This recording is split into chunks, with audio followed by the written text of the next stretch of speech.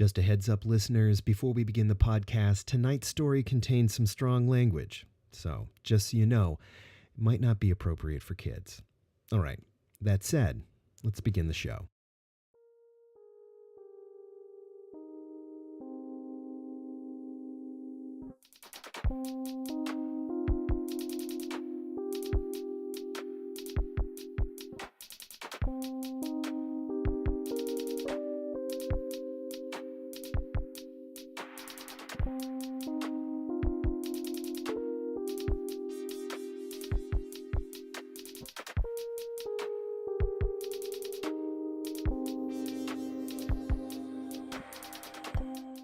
Welcome to the Everlasting Stories podcast, presented by Semper Serpent Books in Minneapolis, Minnesota. I'm your host, Michael Strand, managing editor. In this podcast, we bring to you fantastic pulp fiction short stories from the Everlasting Stories archive found at patreon.com/SemperSerpent. In the Everlasting Stories archive, you'll find fun, progressive shorts from science fiction and fantasy to mystery and steampunk. In other words, modern pulp fiction.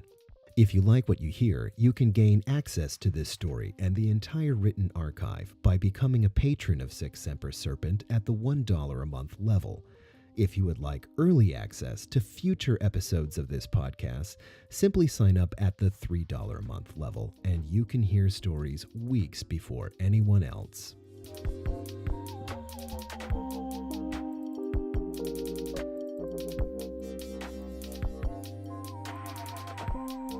Tonight's story is titled Exodus and is the third in the Titan Station series. It was written by Michael Strand, that's me, and published last year, 2018, on the Everlasting Stories archive. In our last episode, Benjamin Scholl and Sarah Fitzgerald emerged from hypersleep only to find themselves on a shattered ghost station orbiting Mars. They fixed the computer and awakened the artificial intelligence, Terrence. Now, in this story, they have to find a way off of the space station, if there is one. But I won't give away more now. That wouldn't be fair. I'm about to read the story after all. So, just sit back, relax, and let my voice do all the work.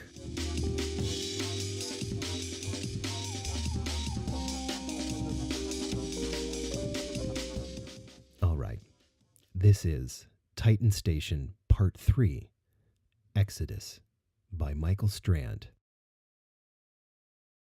Sarah, Ben, and Terrence searched the derelict station as thoroughly as possible. Some parts of Titan were so ruined they opened wide into space, displaying a vast field of shattered debris floating quiet across a dark abyss. Ben lacked serious space training as he'd been raised on Earth. The low-gravity, high-exposure work made him space-sick and dizzy. He endured it the best he could. Survival demanded it. Sarah rarely opened up. She felt closed to Ben, detached, marooned. She never spoke of her life before the accident, only the work that lay before them. Ben didn't pry. They thoroughly searched the habitat ring. Many hypersleep pods contained desiccated corpses. Several more looked to have been emptied centuries before. No other survivors. Some systems had been cut off from the terminal core, keeping Terrence from accessing those parts of the station. Everything on Titan carried redundancies and backup batteries. If they could physically access those systems, they could learn more about their situation. One such place was the Forward Operations Bridge, which could only be opened by explosives. Blowing the shielded blast door took all day. Inside, Ben and Sarah found a few dead crew members and piles of ruined equipment. The view screen shone bright with naked sunlight, ripped open and exposed to the vacuum of space. Sarah removed Terrence's interface chip from her suit and plugged it into a secondary bridge terminal. The keyboard illuminated nearby. She typed away, squinting through her helmet at the glowing display before her. "Terrence, please cross-check the hangar bay manifest." "Well, that's 23 Raja-class shuttles, 17 scout runners, and 2 Class A heavy cruisers from Earth, full of dignitaries for the Darwin Conference, both moored on the docking ring. The manifest scrolled onto the screen. Okay, now we'll know how many people might have escaped and what's operable. We might still be able to get off this station. Caution would be prudent, Sarah. Terrence interjected. The debris fields would pose a major threat to any but the smallest, most agile craft. There's no way to get the heavy cruisers clear of the field? Ben asked. Absolutely not. Ben and Sarah both scowled. They floated alone together on the bridge for a moment, bathed in the light from the terminal, saying nothing. No way home. No safe way through the debris field. Their isolation crushed in on them. Even in 0G, Ben felt like he weighed 1,000,000 pounds. Terrence, can you patch into the sensor array opposite the Mars blast? See if you can't crowdsource a general wavelength scan. Sarah said, her voice breaking the silence in Ben's helmet. Maybe we can pinpoint the source of the signal that awakened us. Yep, good idea, Fitz. Let's see. Terrence's digital voice trailed off. Working. Give me a minute.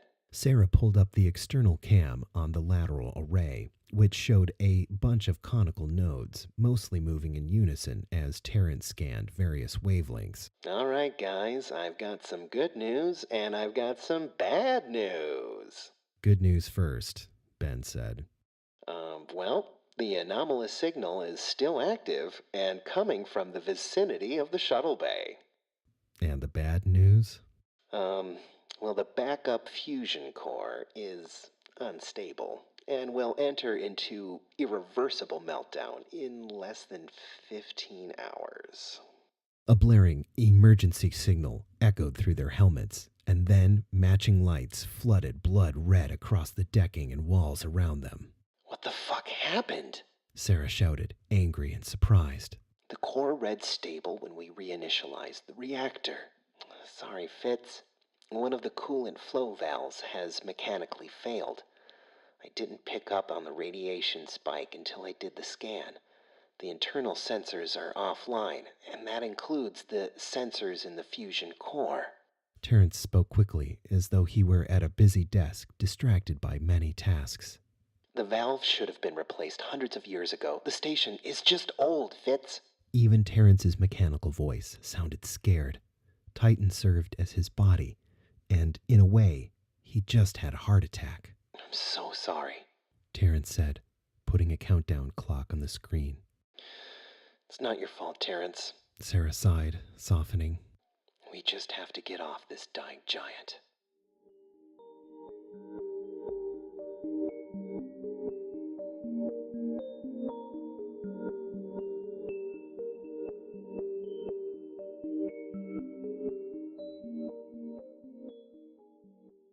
Ben didn't expect the Shuttle Bay to be so huge. Compared to the rest of the station he'd seen so far, it was the largest area. Body parts and tatters of clothing littered the bay. A big crowd of people had been in here when the hull blew. The constant emergency flashing followed them here, too. Hard darkness filled every corner, not baked by light streaming through rents in the hull or the red flashes.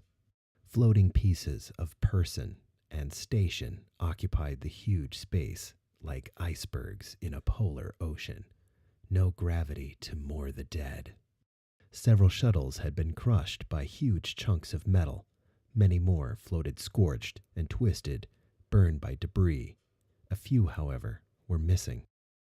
Gosh, the disaster must have happened so quickly they could only launch a handful of escape ships, Ben breathed. Terrence, will these things still fly? Terrence appeared on a terminal nearby. Tricky, he muttered, almost to himself. The only ships capable of traversing that field are the scout runners, and there are 6 that have power retention and are still atmosphere tight. Ben and Sarah glanced at each other, a glimmer of hope leaping through them both. Terrence, even if there is degradation or damage, I could probably get anything with a functioning drive unit in working order, Sarah said, before trailing off. But, Ben said for her.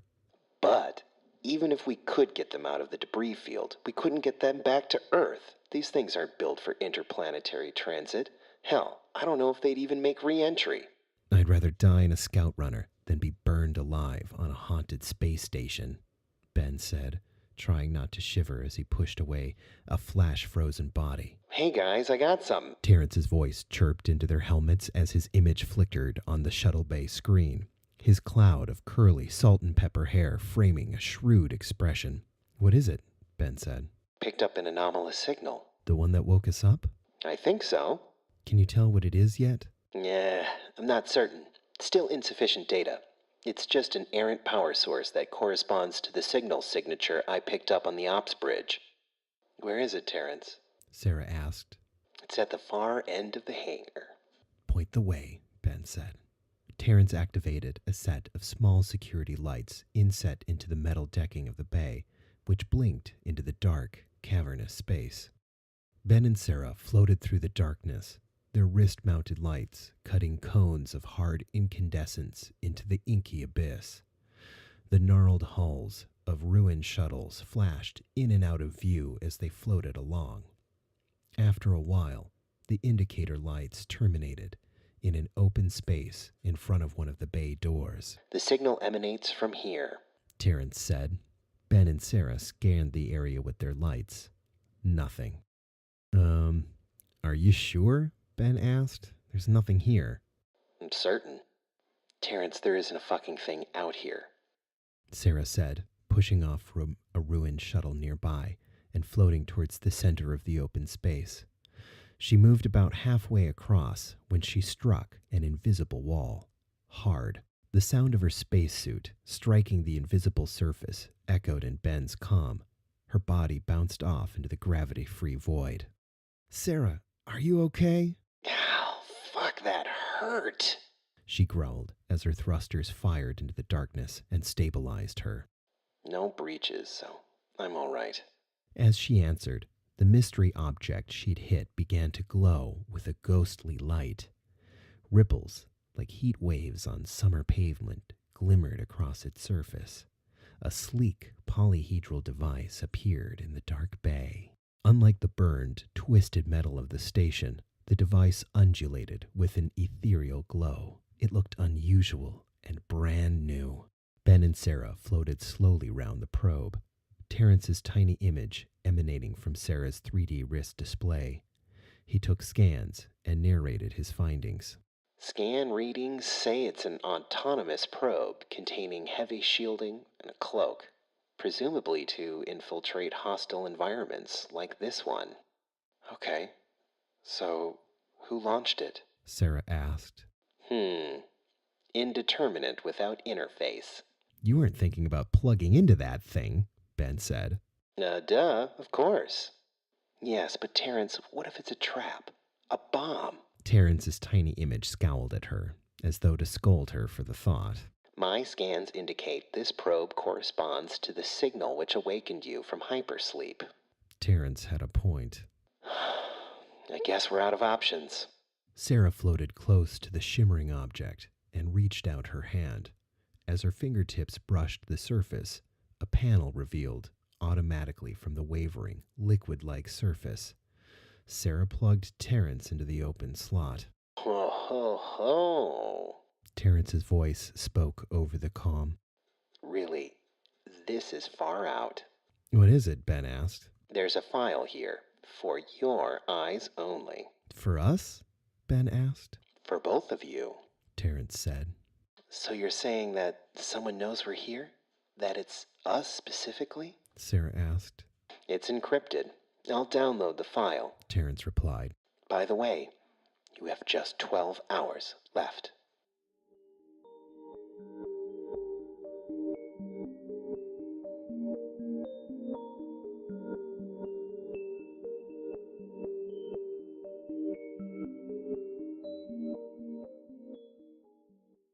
Back in their headquarters in the Habitat Ring, Sarah worked feverishly on accessing the data from the mystery probe. Ben stayed in the Shuttle Bay, clearing debris for their escape. This included the macabre task of pushing flash-frozen bodies into a pile by the far wall. Hey, Ben. The sound of Sarah's voice in his helmet gave Ben a startle. The creepy place and flashing lights had put him on edge. He let go of the frozen corpsicle he'd been pressing into an unoccupied corner. Terrence uncovered a mission briefing video. I still can't get access. The needed security code is way outside my league to crack. And that's saying something. I need your help. Ben glanced at the countdown on his wrist panel. Just over 10 hours remaining. Thank goodness, he breathed, looking around and shivering in the creepy room.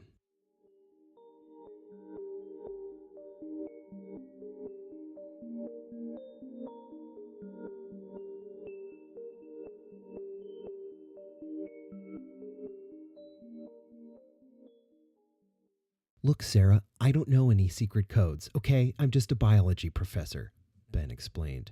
After several more fruitless hours hacking at the data, he could practically feel the countdown clock ticking down on his arm.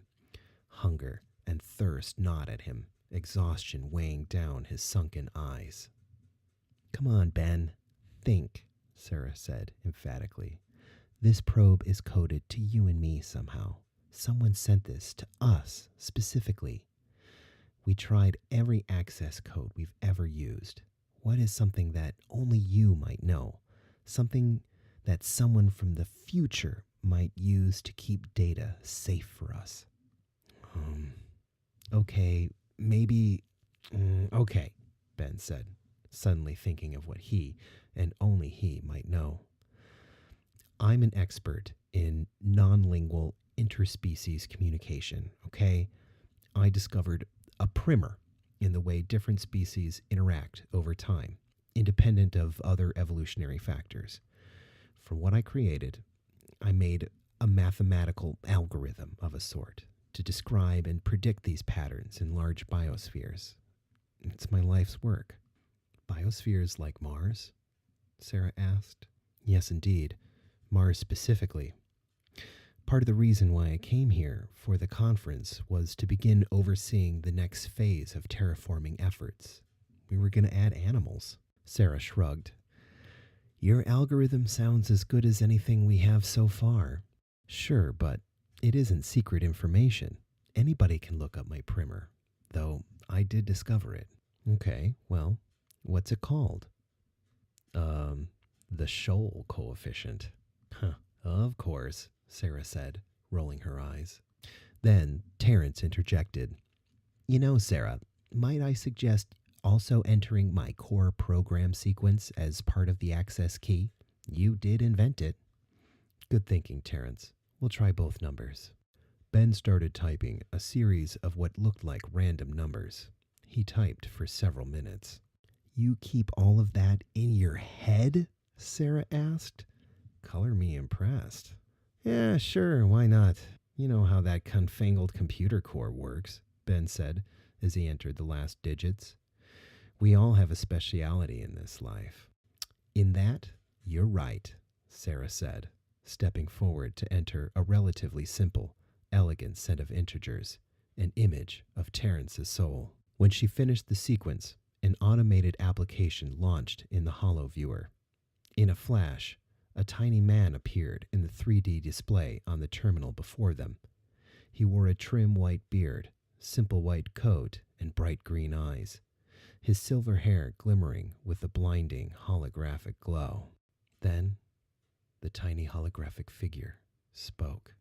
Dear Benjamin Scholl and Sarah Fitzgerald, I know you are wondering why you have awakened alone above a ruined world.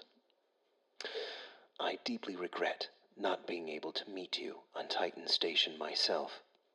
I hope that you will forgive my rudeness. The seriousness of my work here necessitates that your rescue be autonomous. Let me introduce myself. My name is Dr. Arthur Havel.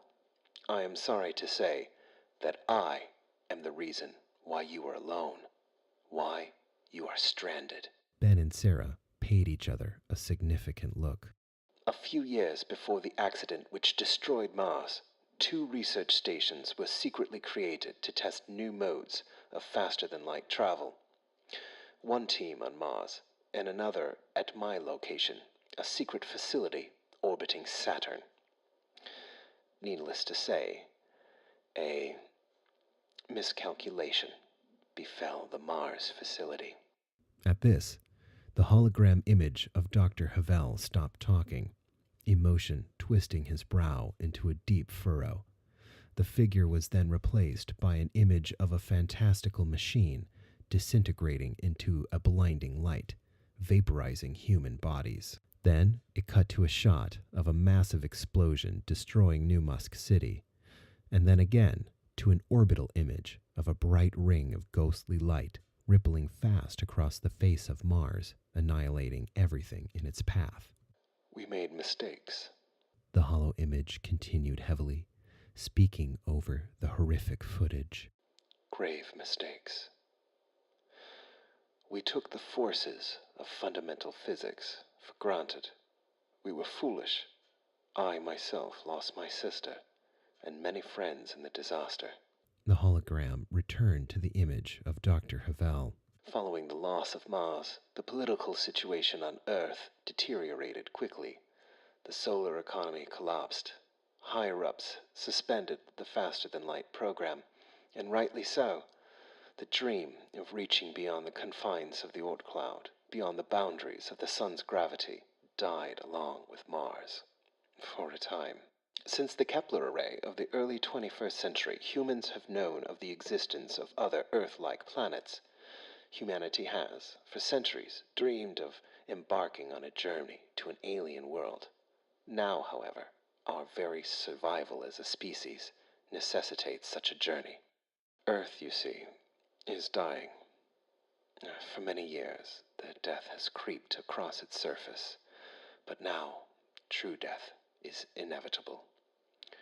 Despite your best efforts, Dr. Scholl, the web of life on Earth could not be saved. The damage of these long, isolated centuries has been just too extensive, the hunger of humanity too intense. At one time, Mars served as the foothold for consciousness beyond the confines of Earth. We put all of our faith in Mars. When our hubris erased it from the solar system, exoplanets became our final hope for perpetuating the light of human consciousness in the universe. However, we faced a dilemma. Only our few people in the entire solar system at the time could complete the project. Traveling to a new world, colonizing it, terraforming it, this requires specialized talent. Talent like yours. Yes, both of you are important minds. We've been watching you both for years, even before the disaster, and we would have recruited you centuries ago, but fate intervened. After the disaster, we made the very difficult determination to leave you in deep stasis until the project again reached a sufficient level of maturity. As we had no guarantee that minds as competent and beautiful as yours would emerge again. Sarah reached out and paused the hollow recording. They left us here on purpose? She smacked the panel next to her, hard, rage shaking her body. Because we're what? Smart? Ben felt the hot sting of sadness cut through his own heart.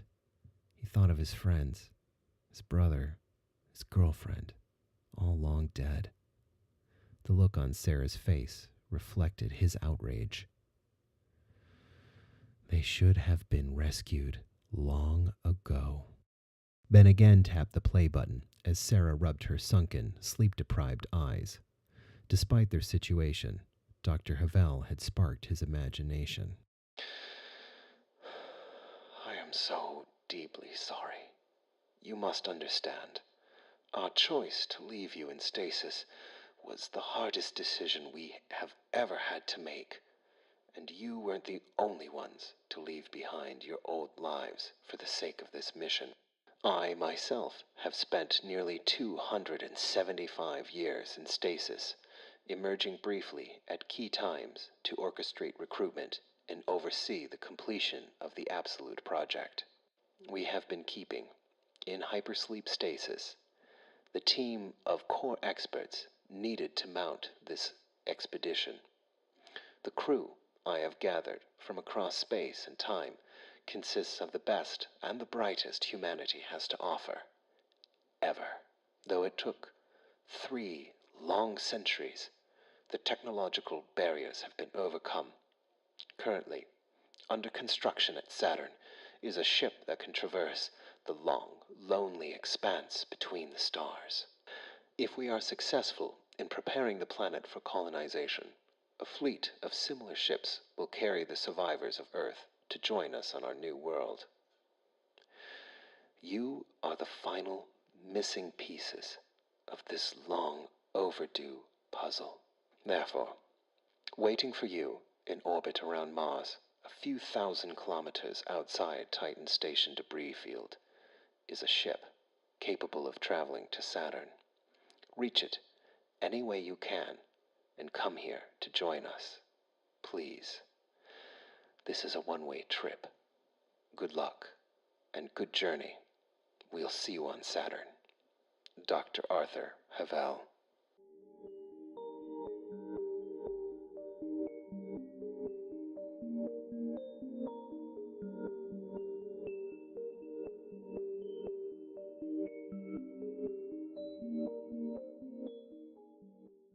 The digital figure disappeared, replaced by the blank hollow generator plate. So they want us to go to another planet? Sarah said, flatly conflicted. We've been picked to participate in the greatest project humanity has ever known. Ben's voice shook with emotion. I mean, it's unbelievable. Faster than light travel? A miracle, to be sure, but at what cost? All these people are dead. Mars is dead. My friends are dead. Her voice trailed off into muteness. I know. It's not fair. They sat in silence together for a long time, alone in the tiny blue-lit room. Sarah's empty hypersleep pod lay open and dark in the corner. Packaging from food cubes littered the floor. Finally, Terrence's voice broke the silence. Guys, we have 3 hours to find this ship and get out of here. Terrence is right, Ben said. We can't stay here. There's nothing left for us on Earth. I say we go to Saturn. Sarah seemed to battle within herself. She struggled silently for a long time. Ben said nothing. You're right, she finally said, her brow furrowing into defiance. No matter where our path leads, I refuse to die out here.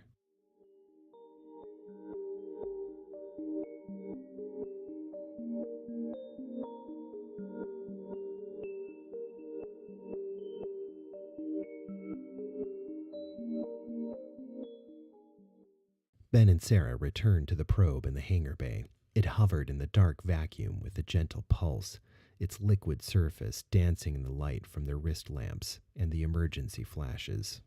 I'll interface and take her for a spin, Terrence said through the crackling intercom in Ben's spacesuit. Sarah floated over to the glowing 20-sided figure and reached out her gloved hand.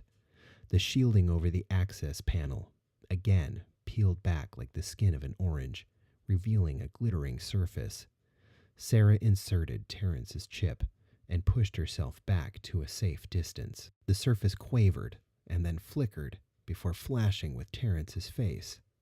One by one, an image of Terrence popped into existence on each of the probe's 20 triangular facets, until a tiny army stared out in all directions. Extraordinary, he exclaimed, his magnifying voice ringing like a chorus. I've used your combined code to access the higher functions of this device, and boy, is it fancy. Then, the probe began to lift and glimmer more brightly. Terrence activated the sensor suite, which projected bright white lasers that scanned the interior of the bay. The flashing lights illuminated the ghostly figures of frozen people and jagged wreckage floating in the dark as they mapped every single centimeter.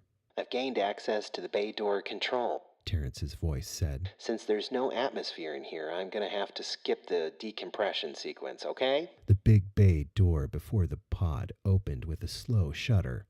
The star field beyond made Ben feel really dizzy. He wished he could sit down, but he settled for crossing his arms and legs as he slowly spun in the gravity-free chamber. Then Sarah spoke. Terrence, please map the debris field and find the ship. See if you can get it activated. We'll get these 2 scouts ready for launch when you return. Yes, ma'am. Will do. Terrence said as he zoomed the probe out of the bay door at breakneck speed. He's having way too much fucking fun. Sarah muttered, glancing nervously at her countdown clock.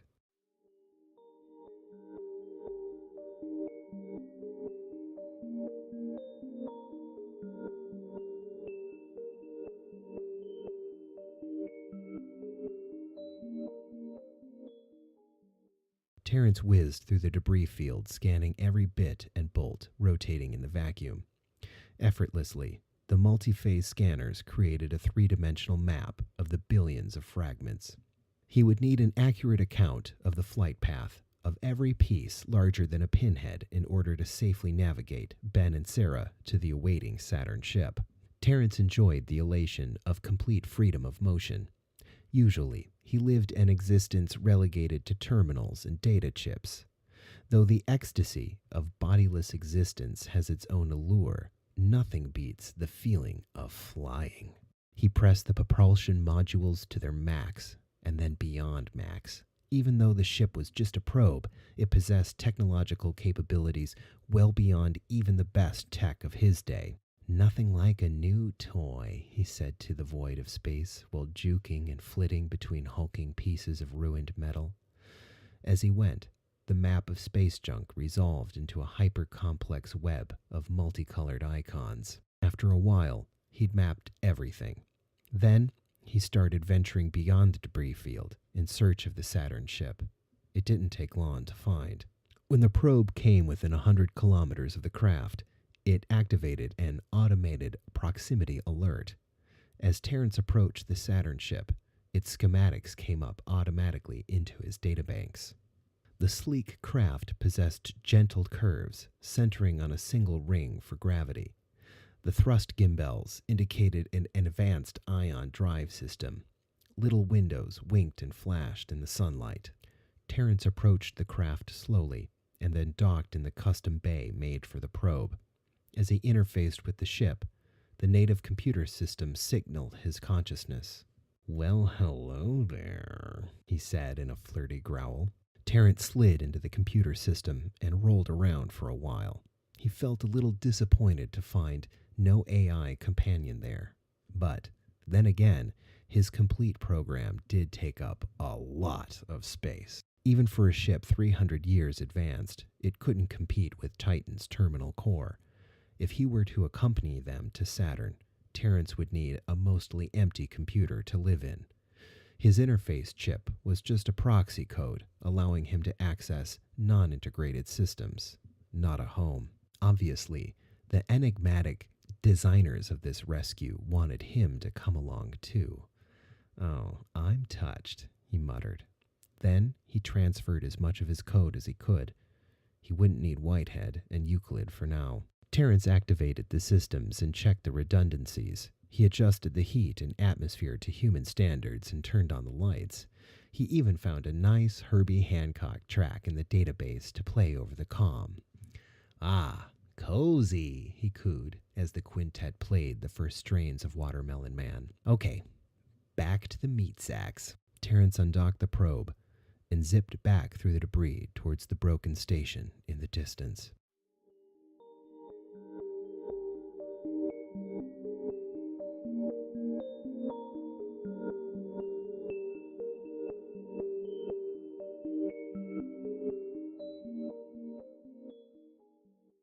Terrence arrived back in the hangar bay to find Ben and Sarah furiously stalking 2 of the functioning scout runners with their scavenged supplies. He landed the probe and interfaced with Titan's terminal core, downloading his remaining program. "We got 10 minutes to reach minimum safe distance," Ben shouted into the comm. Terrence, Sarah shouted. "Thank fucking goodness you're back. Did you find the ship?" "Sure did. It's all ready to go, Fitz." Good. Quick, take control of these craft." "Roger, roger." With that, the scout runners flared to life.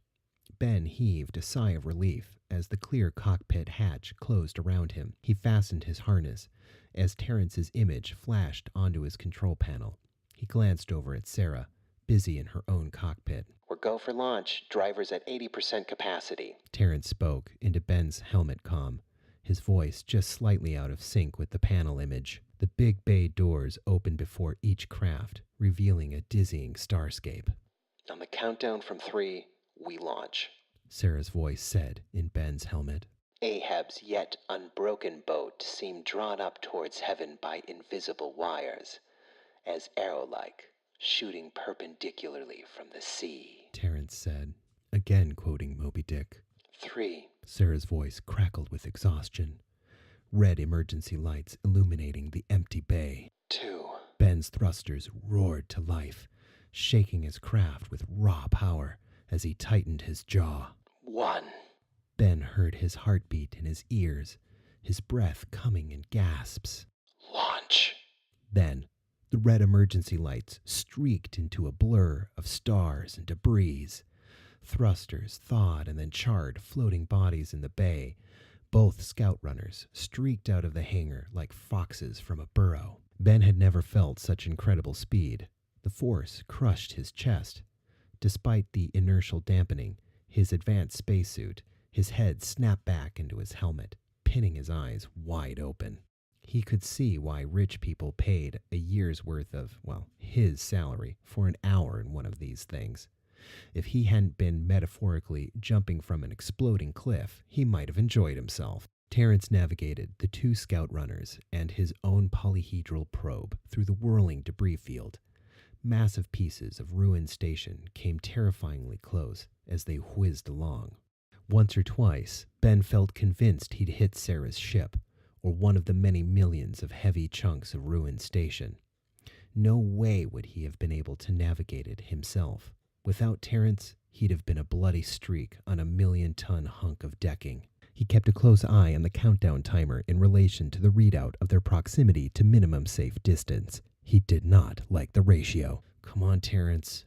Push it. I know. Terrence's digital face scowled in his instrument panel, looking panicked. I'm flying as fast as you can tolerate.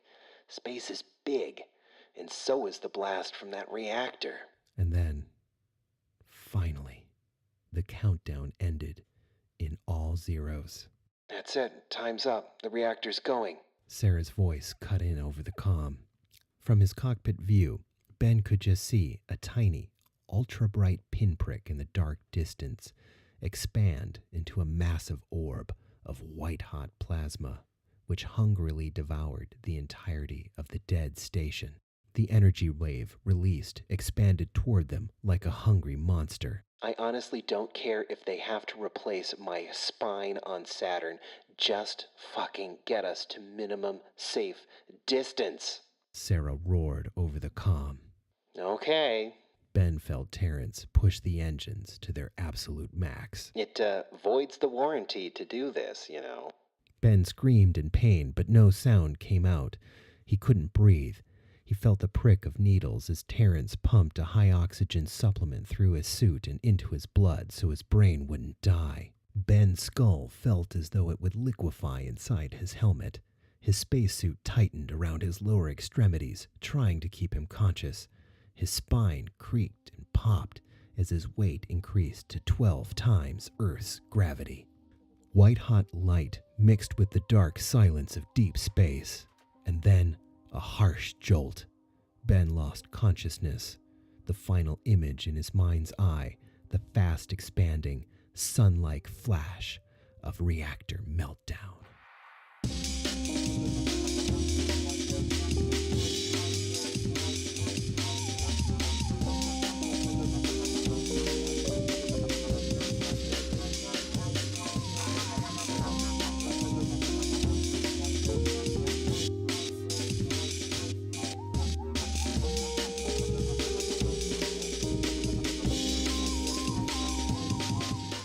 All right, folks, that's tonight's story. I hope you enjoyed listening to it as much as I enjoyed reading and producing it.